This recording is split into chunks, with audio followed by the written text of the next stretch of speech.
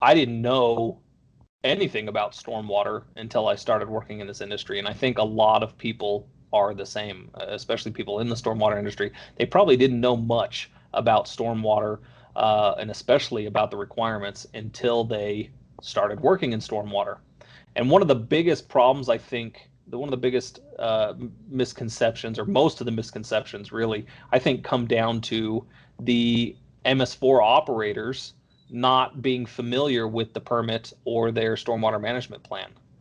If you think about it, the Florida, the Phase 2 permit came out in 2003, hasn't been updated since, right? So all of the MS4s who signed for coverage under that general permit, um, I mean, not necessarily that they all did it in 2003, but a lot of them did in 2003. And it's everybody in that organization, everybody in that municipality is probably different now.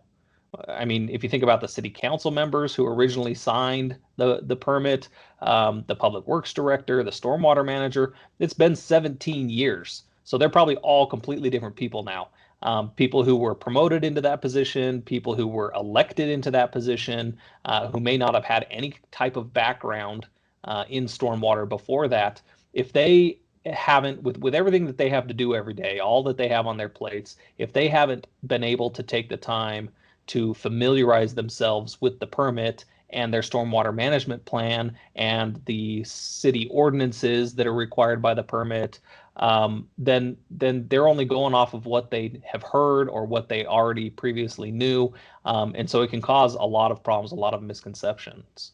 So, I mean, that often causes a lot of the requirements to go unmet. I think one of the biggest misconceptions is about the education requirements. You know, that